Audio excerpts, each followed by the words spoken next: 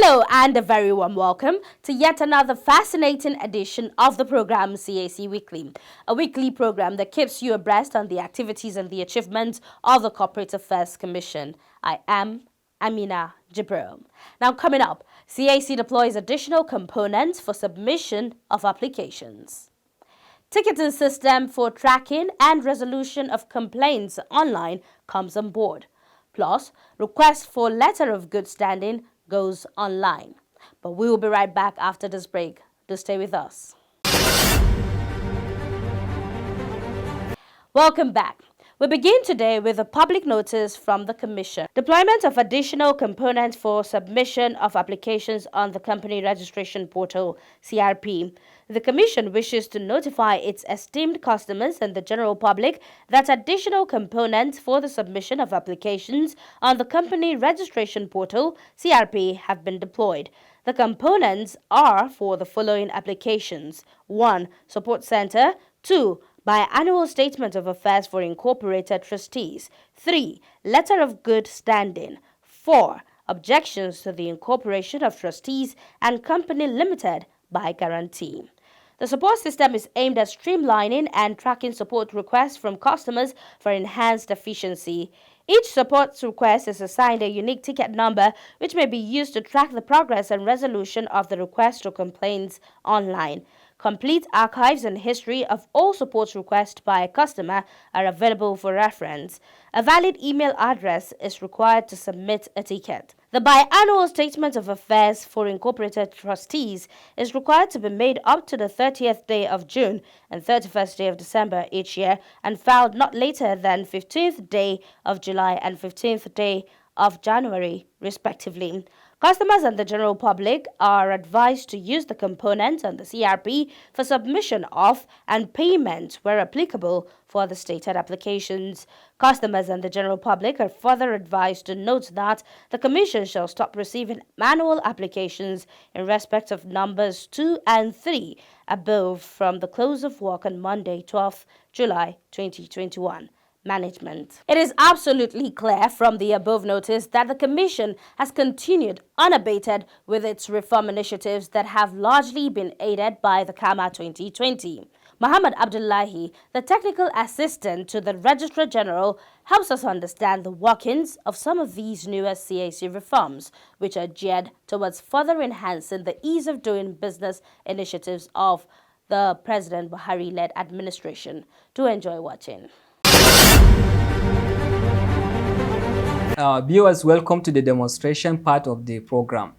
We are starting with the support center. We have already said that for you to get to the support center, you need to be at the landing page of our portal, which is showing on the screen. Here you have support. You click on the support. It will now take you to support site. You click on the open a new ticket. You are required to provide an valid email address. csc.gov. I'm writing now, I'm typing my email address. My name is also required, but phone number is optional. Then I will now select the topic. For ease of reference, I will now just select pre-incorporation. That's a new registration. Then I will give summary of the complaint, like now, inability to resolve a query. Okay. Then you give the description of the challenge. Application was queried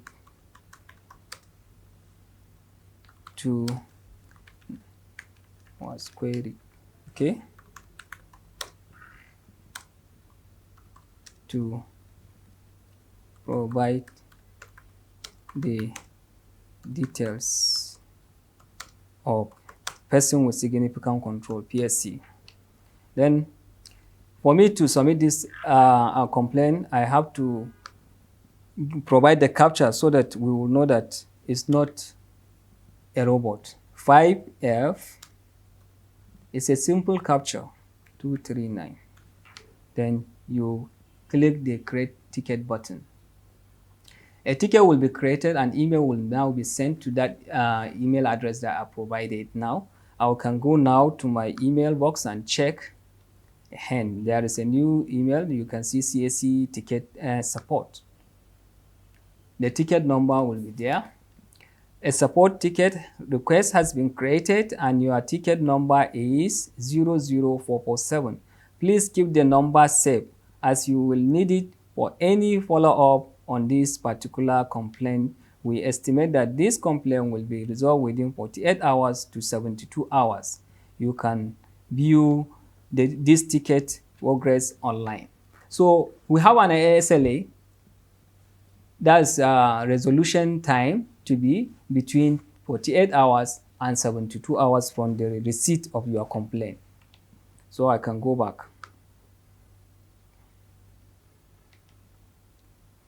This is the support center or home. We can go back.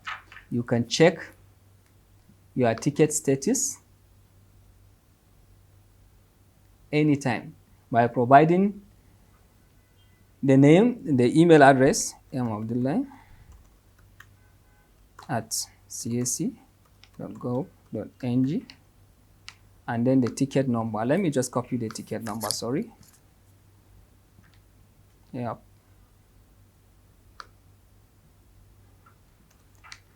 All right.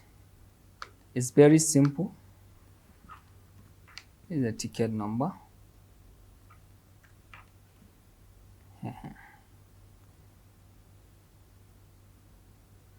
All right. And again, one thing that we need to see is that you can sign in. You can register for this account and then you can track all the complaints that you have. Like now I just launched one complaint now. If I launch another one, I can see the history of the complaints. So for the benefit of time and we don't have that time, we can do the registration. Our customers will now accustom themselves to this portal so that they can know how to use it. It's self-explanatory and very simple to use. Then next, we can go and see how we can go about lodging objection. You can lodge objection by selecting objection at the top right on the landing page. You can see objection. You click on the objection. Objection form will be displayed. Okay, this is the objection form. We have the category, we have the objection, and then you select the entity type, which is an incorporated trustee. I'm trying to lodge an objection to the registration of incorporated trustee. You can search by the company name, registration number, or availability code of the entity that you are raising the objection to. So I selected the Net Hub Foundation, and then I will provide the details. I just say test and the details of the objector. That's I'm the one lodging the objection, Muhammad, and then I provided my email address.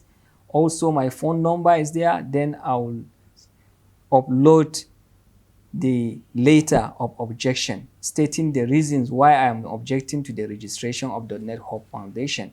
And then I will now say I'm not a robot by clicking the captcha, and this one will be active and submit. For the purpose of demonstration, I'm not going to upload any documents. So this one will be submitted, and the head, our staff in the corporate affairs will now look at the objection application and treat it appropriately. Thank you. Gentlemen, many thanks for joining us on the program. Thank you very much. Thank you very much. Okay. Before I come to Mr. Muhammad for the technicalities, so let's go to these, the customer support center, which was deployed recently on the company registration portal. So help us understand, what is it all about? The customer support center is an interface that was introduced to introduce efficiency, into the operations of the commission in its interaction with customers. In the course of accessing our services, there may be service failures, there may be other issues and that you experience, and these issues or service failures will need to be resolved. So, in order to better manage such issues, the customer support center was opened. So it's a center that deals with customer complaints and feedbacks, and where they need technical assistance, the center will route it to the applicable or relevant centers that will now provide the technical responses. All right. So let me go to Mr. Muhammad. How is it done? Until now, we have several channels of complaints. We have our helplines, where our customers call the helplines and they send emails. They also log in their complaints via the portal. Well, in this case now, and then we don't have a measuring method of how to measure the resolution from the time of lodging the complaint to the time that the complaint is resolved. So we have now built in this customer support center to do that for us. And then for every customer to do that, you can get the customer support center on the landing page of the portal, which is pre.cac.gov.ng or services.cac.gov.ng. Once you get to that landing page, you can now select customer support center. Support center. We do understand that you must also have a ticket number. Yes. And that is what you have, the ticketing support, the support ticketing system. So help us understand, what is that? Ticketing system, it is a unique identifier to every complaint lodge. And if you want to track the resolution, you want to track, let's say, the progress of resolution of that complaint, you can use the tracking number. Because same customer may have different complaints lodged on the system. But the ticketing number, it is the number that will identify that particular complaint that the customer logged. The essence of the ticketing number is that as soon as the complaint is lodged, to the time of the resolution, we can also measure. And then we can say, like, we have 24 hours time resolution for our complaints, or 72 hours. Then that will be our SLA with our customers. So they can take us up with that if we go beyond the specified time. Let's move to objection. I do know that objection of names is not, it's not something people really know about, because of recent there's this particular registration that has to do with Fulani church, something, and people are complaining, why do you have to attach an ethnic name to it? If it's a church, let it just be a church, and so that people know. Why do you have to put Fulani church? That could be very provocative for some people, and some people are saying, oh, they already assembled their lawyers, to take it up with the Corporate Affairs, Commission. But talk us through, at what point can you lay your complaint, and at what point will it be resolved? But before that, how does an objection become, legitimate? Now the principle behind the introduction of a window for objection. Now, objection applies to the registration of incorporated trustees and the registration of companies limited by guarantee. Those two applications, the law allows that those who are not just comfortable with registering these entities can come and air their discomfort, and then their objections will be considered. If there is validity, it needs to be upheld and used. Discontinue the registration. But if it's without merit, you go ahead and do it. Now, the whole idea is to maintain public order and then protect the rights of people. Don't forget that your own right starts where mine stops. So we have the law as introduced for limited companies limited by guarantee, an option for advertisement of that application. That is to say that if you have an application for registration before CAC, the first option is to send it. The first thing we must do is send that application to the Attorney General's office. You cannot register the memorandum of a company limited by guarantee without the Attorney General's consent.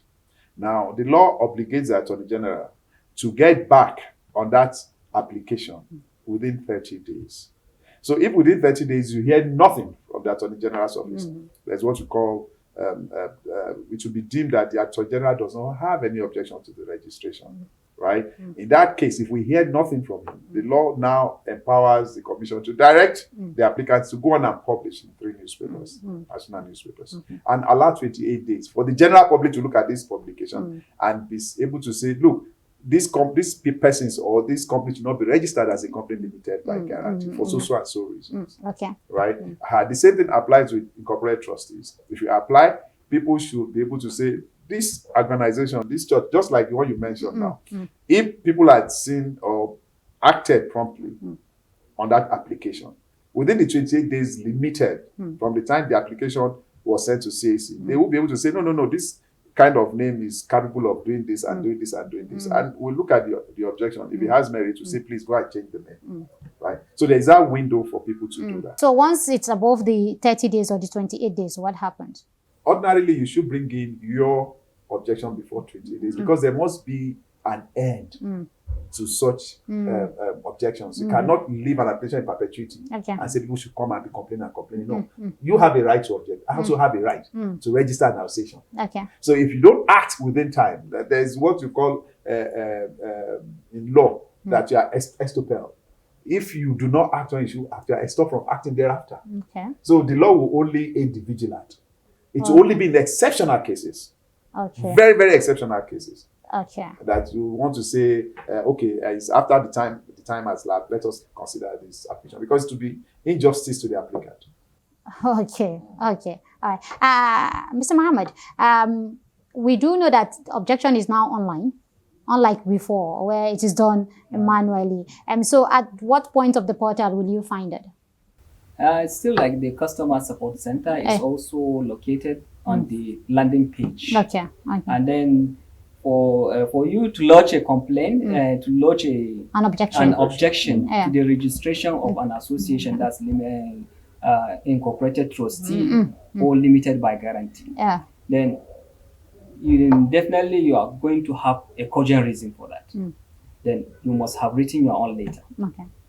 Then you will now state the name of that association or limited by guarantee. And then we require the detail of the person making the objection. And then the reason for the objection. So let's go to the letter of good standing, the one that exposes who pays who pays his annual returns or not. That's the equalizing part. So are you saying if I don't have a letter of good standing, I can't do business? Well, okay, that's because that will show me as a debtor, isn't it? Well, that's where we need to sign the caveat. Let's quickly do that. Now, what the letter of good standing does is to tell whoever is interested, that yes, this company is up and doing with respect to its statutory obligation to the commission. Every entity, whether it's a company, whether it's an incorporated trustees, whether it's going to be the limited liability partnership when it comes on board, or any other business arrangement like the business names or limited partnerships, they are all obligated under the law to make returns to the commission. And one return that is universal to all of them is annual returns. Whether you change the structure of your company, your incorporated trustees, your limited liability partnership, your business name, your limited partnerships, or not, you must file a return for every year. That's why it's called annual returns. Tell us if it has changed. If it hasn't changed, still tell us that it remains the same. Now, where this is missing, you certainly are not up to date in your obligations to the commission. So the letter of good standing says this entity is in good standing with the commission. It does not mean that the entity is not in business, or that it's dead, or that it's indebted. No. The only thing is that for companies that are having solvency issues, trying to resolve insolvency, we will not issue letters of good standing because what that means is that they are still trying to deal with their debts and settle that. So we will not make any statement on that. So technically speaking, how do you obtain your letter of good standing? Okay, letter of good standing for now can be obtained via two methods. Company itself may request for letter of good standing or an accredited agent.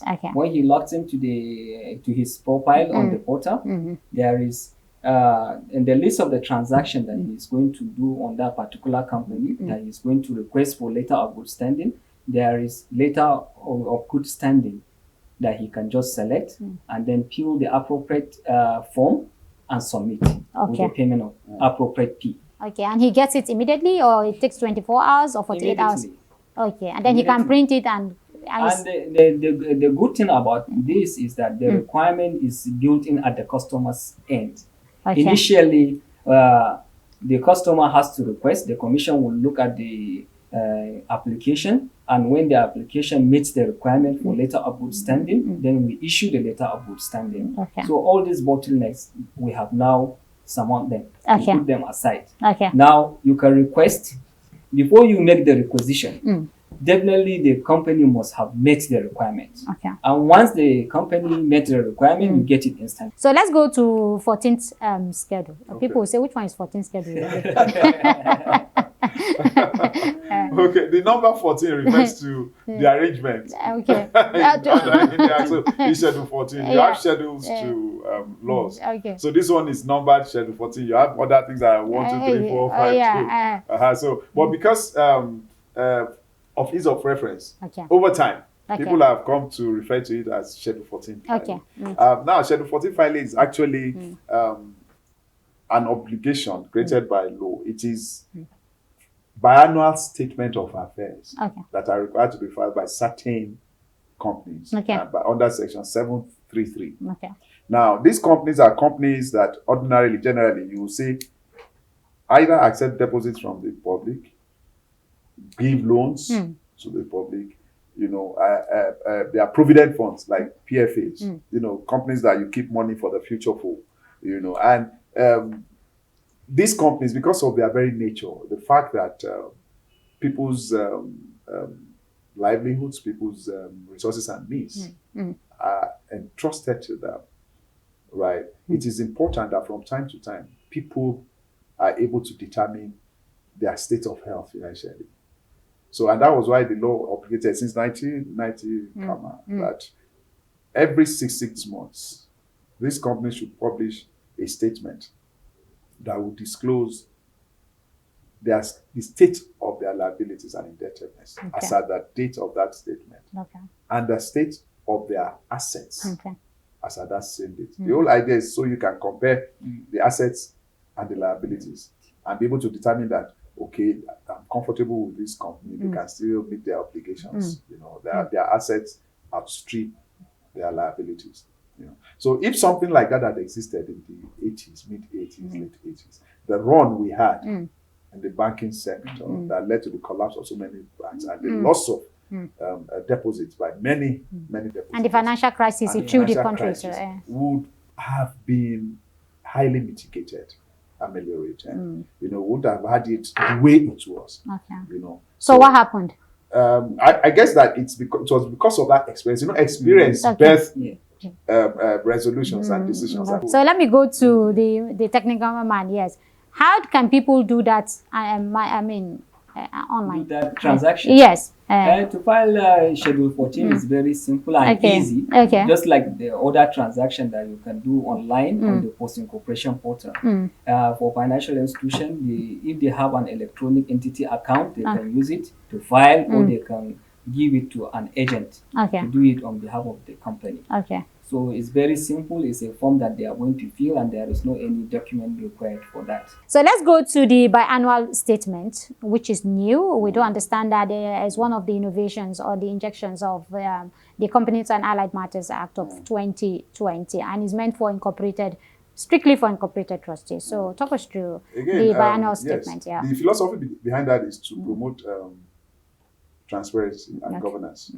You know, because the issue of corporate governance and transparency is a universal one, they concern. You know, any system that has a very robust corporate governance structure is better able to manage its situations and deliver better performance to its stakeholders. Now, for incorporated trustees, the biannual statement is similar in part to the Schedule 14 filing. Yeah, because what you are expected to disclose is about the same thing. It's just information. Have that information and populate the fields with that information. How easy is it for people to file their biannual statement? Oh, okay, it's very simple and very easy, like Schedule 14. All the incorporated trustees, they can use their entity account to file, or they can bring an agent to do it on behalf of the association. Gentlemen, I must thank you very much, Mr. Tolulokpe Adeola Shonaike, Assistant Director, Registered Panel. You are a regular customer. Thank you very much. Mr. Muhammad Abdullahi, the Technical Assistant to the Registrar General of the Corporate Affairs Who is Commission. also becoming a regular customer. And I also must thank you for the demonstration. At least that will give our viewers the opportunity to see for themselves directly. Thank you for having me. Thank you. Thank you. All right. And that does it for this week's edition of the program CAC Weekly. We do hope you enjoyed watching. Now, for comments and inquiries, please take advantage of our social media handles and our helplines. Remember, you could visit us on Instagram and Facebook at Corporate Affairs Commission. Our email is cservice@cac.gov.ng. Our website is at www.cac.gov.ng. You could also reach us via our helplines on the numbers 081 822 99016 or 081-822-98971, 090-874-01598, or 090-874-01599, and 090-874-01600. Do join us next week for yet another interesting edition of the program CAC Weekly. Same time and same station. From me, Amina Jibril, and the whole team, it is bye for now.